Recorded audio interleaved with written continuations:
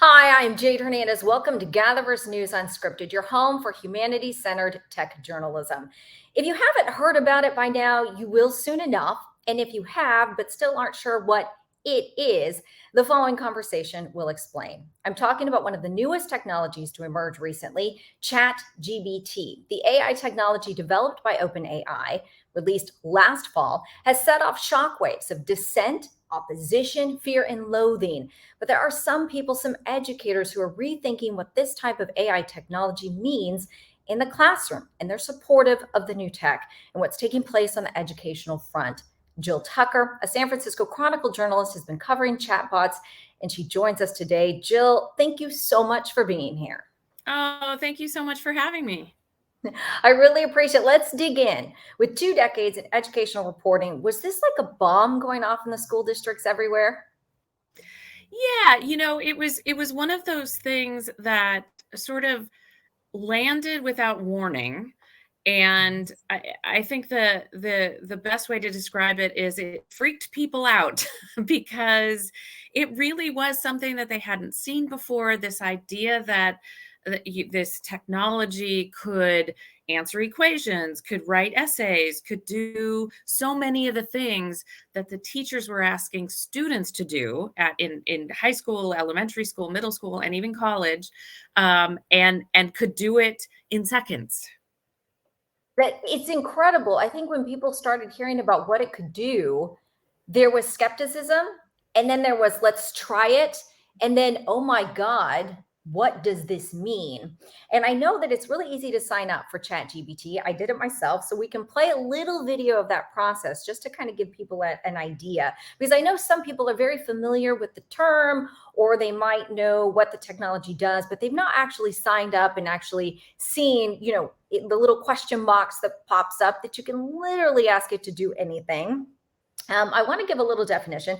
The name ChatGPT combines chat, referring to its chatbot functionality, and GBT, which stands for Generative Pre-trained Transformer. That's the type of the large language model. And I know that you recently wrote an article and you really gauged how educators felt about this. On the educational forefront, what did you find most?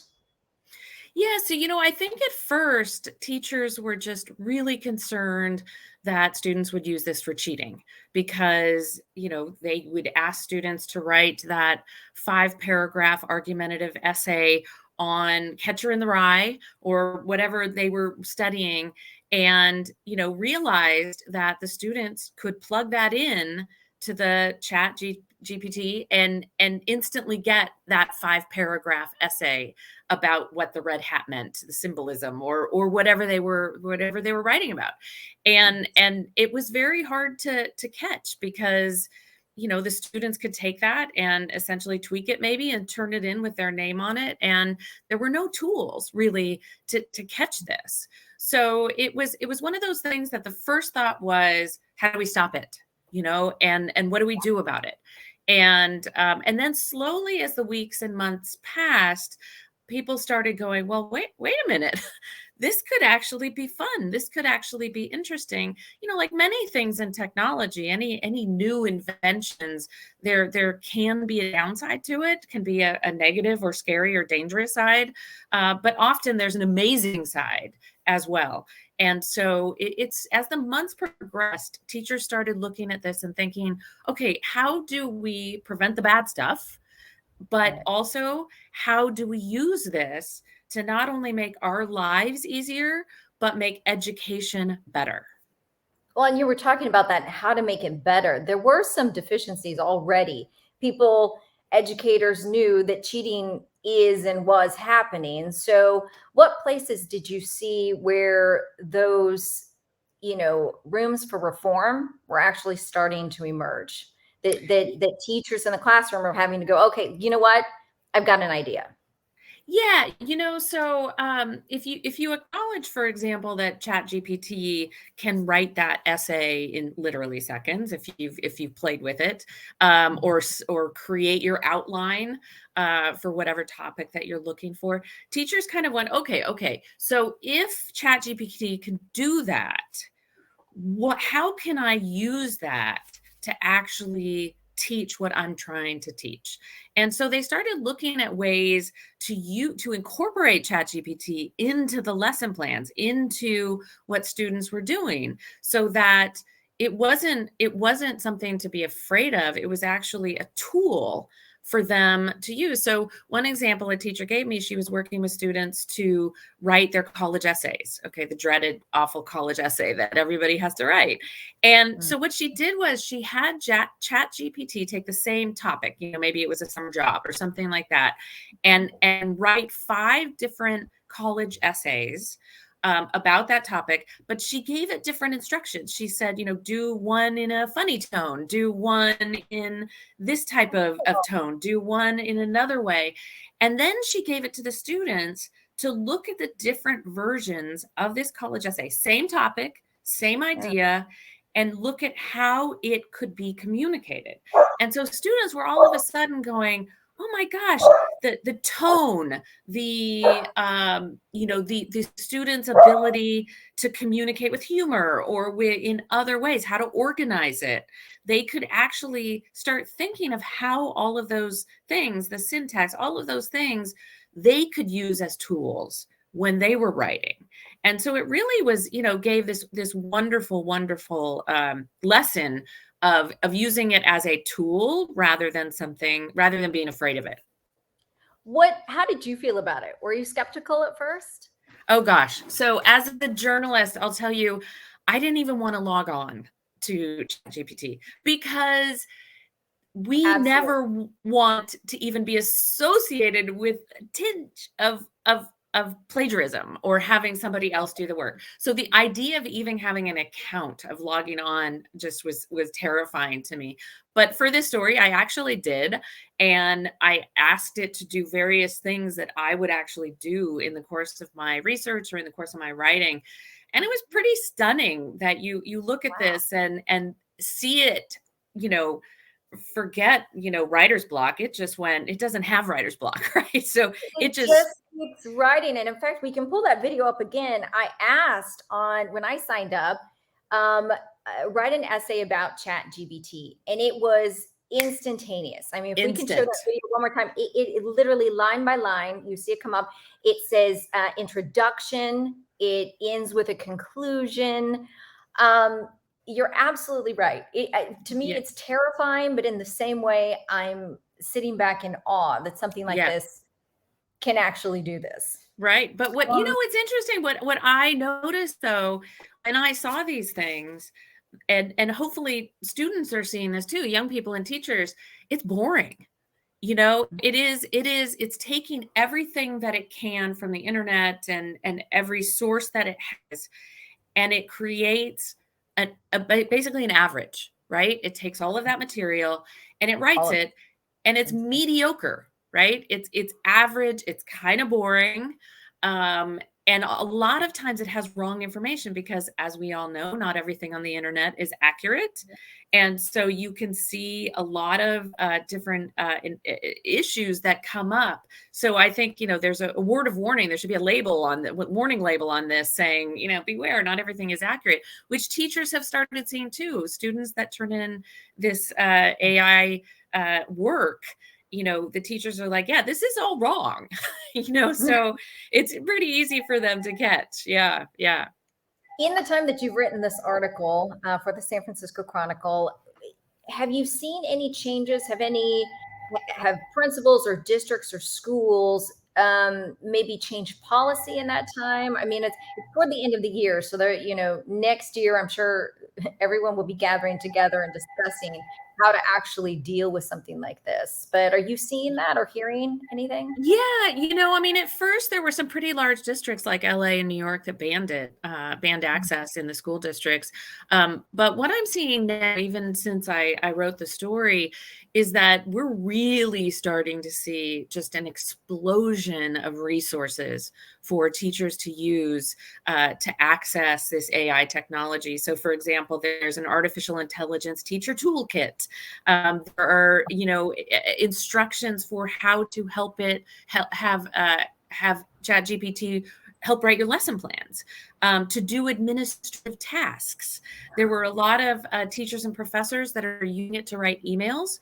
And they, what teachers started telling me is like, I'm getting my evenings back and my weekends back because all the bureaucracy I have to do, ChatGPT is starting to do that for me. So they're really starting to see this as an administrative assistant, as a, lesson planner, as a teacher's aide, as a tutor for students. They can differentiate instruction. They can have the artificial intelligence work with each kid individually where they're at. So you're really starting to see less of that fear. Just like we saw when the internet came out. I mean, people were freaked out about the internet, that students were just going to copy everything. Well, I mean, they've been copying. Everyone was going to Google something. You were going to Google it. You're going to Google. Yeah. And, but we used to copy from encyclopedias when we were, those of us who are a little older, right? So, you knew exactly where to go. Yeah. And, and using the Cliff Notes for, when we didn't read War and Peace. So, you really are seeing, teachers really, at first they were kind of dipping their toes in it. And now I think they're just jumping in fully. So this is a tool, but tools can be used for good and for bad. And I know that you discussed Furman University and a professor who was like at the forefront and realized that students were cheating. Do you think that the cheating aspect will be just like any other, a student where a teacher realizes they've plagiarized a certain author or wherever they've accessed their resource? Do you think that that's still going to be part of the curriculum, that yes, okay, we can use ChatGPT, but maybe we're going to have to look at, there's going to be some restrictions. There's going to be, we can't copy word for word. We have to use it as like you said, a learning tool. Yeah. And I think, what I've heard from teachers and professors alike is that, look, academic dishonesty is academic dishonesty. And we have to teach young people what that is and why it's a bad idea, whether you're writing crib notes on your arm, like, our parents did, right? Or you're texting answers, or you're copying from the internet, or whatever you're doing.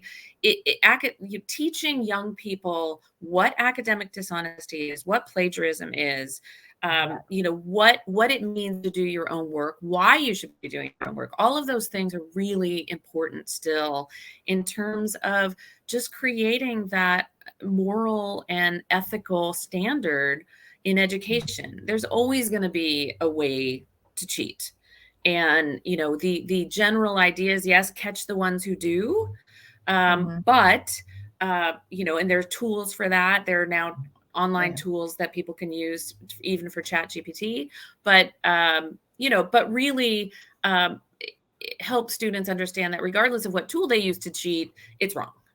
It's still cheating. It's still cheating. It's still bad. Yeah. The last line of your story really stayed with me. It was, quote, "I think it probably excites me more than it scares me, but I think it really depends on who's using it." And it sounds as if you learned a little bit along the way that shifted your perspective as well. Would you say? Yeah. I mean, I definitely had a very sort of knee-jerk, I don't like this. And I've seen too many Terminator movies with artificial intelligence taking over the world. You're a product of that generation for sure. But really, I after talking to these teachers, I mean, these folks are on the front lines. They're working with kids every day. And really their excitement and their enthusiasm was contagious, and about what the potential is for this. And I even think, journalists are actually now dipping their toes into of looking at, okay, what are some story ideas about this topic, or what is an outline that could be used. Now, if we use that as a tool, it's still our brains that are making the decisions. It's still our own thought process, our own skill set that is ensuring, the quality, the thought behind it, the critical thinking. Look, a machine doesn't do critical thinking. That's what people do. And so as long as people keep that in mind, that this is a tool to communicate, a tool to research, and then use their own brain to process that information and use it for the best source of communication and human to human contact and all of those things. But it is something to keep in mind. It really does depend. Like that student said, she was a middle school student, so bright to have that idea that really depends on who's using it and for what. And I think that is that sums up technology. And that might be the question over the next couple of years. That's where it goes. Not necessarily, is it good or evil? It is how we use that tool and who uses that tool. And I think if a lot of students are saying, if I never have to write that, boring 5-paragraph critical essay again, and can find ways to communicate without having to rewrite an essay that a million students have done before, like, isn't that exciting? So I think that, they can debate ChatGPT. You can ask ChatGPT to debate you and have you go through the meaning of that red hat and Catcher in the Rye. My last question, have you found anyone who differs on that perspective? Someone who is adamant that ChatGPT will take over the world, is a tool for bad, it's evil. Have you found that? Have you found that opposition?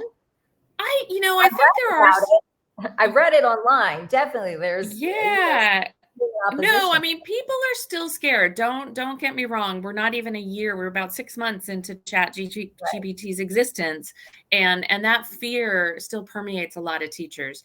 I think, just as computers did with some teachers who, it's generational in terms of wanting to incorporate new technology or new ways of thinking and learning, that, their focus is still on what it can do negatively.